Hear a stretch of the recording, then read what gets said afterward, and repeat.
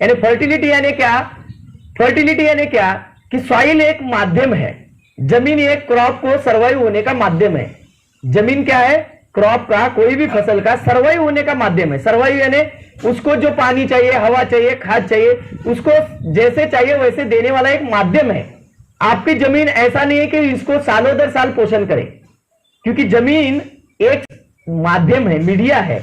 जो भी आप एक्सटर्नल इंटरनल चीजें जो बनती है नेचुरली और अननेचुरली कंडीशन में, उसके बाद उसका खाना मिलता है और वो ग्रो करता है। कैसे? अगर इस स्पेस की, पृथ्वी की बनावट देखे, इस प्लैनेट की बनावट देखे, तो 45% इसमें मिनरल्स है। क्या है? मिनरल्स है। 45% इस प्लैनेट की अगर एनालिसिस की जाए तो समझ में आता है कि 45% ये प्लैनेट मिनरल से बना हुआ है। 5% इसमें सेंद्रीय पदार्थ है। कितना? 5%। ऑर्गेनिक बायोमॉस, ऑर्गेनिक मॉस, सब जो मॉस है ये 5% है। 25% इसके अंदर पानी है और 25% इसके अंदर हवा है। ऐसे 4 स्पेस से ये प्लैनेट बना हुआ है, पानी, हवा, कार्बन यानी बायोमॉस, और चौथी चीज है मिनरल्स। अभी हम जिस चीज को बोलते हैं, सर ने बोला कि ये हमारी जमीन हमारे साथ छोड़े जा रही है। छोड़े जा रहे हैं, क्या हो रहा है? उसकी फर्टिलिटी ड्रॉप हो रही है। वह यानी क्या हो रहा है? इस 4 स्पेस में से कोई स्पेस एक बढ़ रहा है और कोई दूसरा स्पेस उसका स्पेस कम कर रहा है। यानी क्या हो रहा है?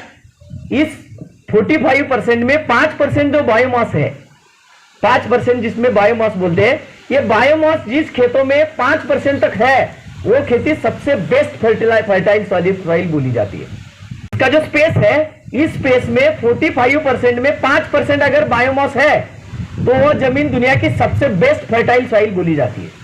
अभी क्या हुआ है? धीरे धीरे हमने एडवांस फार्मिंग को अडॉप्ट किया, टेक्निकल फार्मिंग को अडॉप्ट किया, साइंटिफिक फार्मिंग को अडॉप्ट किया। साइंस आ गई, टेक्नोलॉजी आ गई, अलग अलग टाइप के टेक्नोलॉजी के हाइब्रिड वर्जन भी आ गए, और इसके चलते हुए हमने बेसिक चीजों को भूलना चालू कर दिया। यानी अगर 5 kg अगर अपने खेत में है तो वो जमीन फर्टाइल है, और जब फर्टाइल है तो ये जमीन हमारी ज्यादा से ज्यादा अपने फसलों को ज्यादा से ज्यादा जो खाद चाहिए वो सप्लाई करने के लिए सक्षम है। कैसे? 3 प्रकार का खाद होता है फसलों का। कितने प्रकार का? 3। एक होता है ऑर्गेनिक फर्टिलाइजर यानी सेंद्रीय खाद, दूसरा होता है जैविक बायोलॉजिकल फर्टिलाइजर, और तीसरा होता है केमिकल रासायनिक खाद। बराबर है? इन तीनों खादों में से वनस्पति जो है, जो वनस्पति है वो कौन सा खाद खाती है? कार्बन खाती है। और वनस्पति का खुराक, इन तीनों में से खुराक कौन सा है? ओरिजिनल वनस्पति इसमें से कौन सा खाना लेती है? ऑर्गेनिक खाद लेती है, बायोलॉजिकल खाद लेती है, कि केमिकल खाद लेती है? ऑर्गेनिक लेती है। और कोई बोलना चाहता है? और पीछे नहीं? वैसे ही अगर हम जाने तो वनस्पति जो है 3 खाद में, 3 प्रकार का जो खाद है, मिट्टी में 118 प्रकार के मिनरल्स है। कितने? 118 प्रकार के मिनरल्स है। उन मिनरल में से प्लांट को पूरी तरह की ग्रोथ लेने के लिए खाली 17 मिनरल की आवश्यकता है। कितनी? 17 मिनरल की आवश्यकता है। ज्यादा सब लोग, फास्फोरस है, पोटेशियम है, calcium, alumina, silica, magnesium, sulphur, समझ में आ रहा है ना? कॉपर है, जिंक है, फेरस है, बोरॉन है, मॉलिब्डेनम है। ऐसे कुल मिला के कार्बन है, ऑक्सीजन है, हाइड्रोजन है। ऐसे कुल मिला के 17 एलिमेंट्स है। ये 17 एलिमेंट जब प्लांट के रूट की कक्षा में होते हैं तो प्लांट नेचुरली हाइजीन ग्रोथ पे चला जाता है, यानी पूरी ग्रोथ लेता है, नॉन स्टॉप ग्रो करता है। फ्रूट चाहिए फ्रूट देता है, फ्लावर चाहिए फ्लावर देता है, जो चाहिए, जो उसका काम है वो पूरी तरह से, पूरी ताकत से, पूरी क्षमता से करता है। पहले कैसे करता था? जब हम ऑर्गेनिक फर्टिलाइजर का इस्तेमाल, काफी बड़ी तादाद में घर घर में पशु थे, पाले हुए पशु थे, और हमारी इरिगेटेड लैंड कम थी। बात सही कि गलत है? इरिगेटेड लैंड कम थी और पशु की संख्या ज्यादा थी, तो हर साल हमारे हर खेत में बायोमास जाता था, और यही बायोमास जब डीकंपोजिंग होता है, यानी सड़न होता है, इनकी जो बायोलॉजिकल जो डेवलपमेंट इसके अंदर होती है, यानी जीवात बनते हैं, यानी उसमें बैक्टीरिया बनते हैं, फंगस बनते हैं, और ये बैक्टीरिया और फंगस इसको सड़ाते हैं, गलाते हैं, और इनकी सड़न की स्थिति में इन बैक्टीरिया और फंगस की जो यूरेन और जो विस्टा होती है,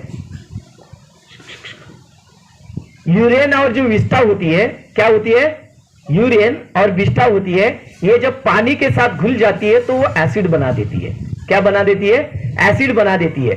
जैसे कि ह्यूमस बनता है, यानी ह्यूमिक एसिड जिसको बोलते हैं, उसमें से फुल्विक बनता है, यानी फुल्विक एसिड बनता है, सैलिसिक एसिड बनता है, सक्सिनिक एसिड बनता है, कार्बोक्सिलिक एसिड बनता है। ऐसे 57 प्रकार के एसिड इन बायोमास के डिकम्पोजिशन की प्रक्रिया में बनते हैं। और ये 57 प्रकार के एसिड जब मिट्टी के कणों के साथ संपर्क में आते हैं तो मिट्टी के कणों के अंदर जो मिनरल है, मिट्टी तो पूरी मिनरल्स ही मिनरल्स है, लेकिन उसमें भी जो 17 प्रकार के मिनरल है, इनके साथ केमिकल रिएक्शन बना के इनका मिनरलाइजेशन टू न्यूट्रलाइजेशन की चेन पूरी कर लेते हैं।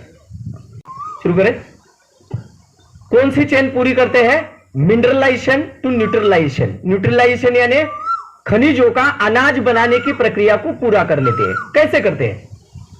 तो पहले जब हम खाद नहीं डाल रहे थे खेतों में, जो केमिकल फर्टिलाइजर है वो जमीनों में नहीं डालते थे, तो उस वक्त में केमिकल फर्टिलाइजर का काम मिट्टी कर रही थी। यानी मिट्टी में भी हमारे आज भी और पहले भी अगर एनालाइज करके देखिए, अगर आप बैरन लैंड में जाके उसकी भी सैंपल को जाके देखते, हम जब हम केमिकल फर्टिलाइजर का इस्तेमाल नहीं करते थे तभी फसलें होती थी, लेकिन वहां पे क्वालिटी होती थी, क्वांटिटी नहीं होती थी।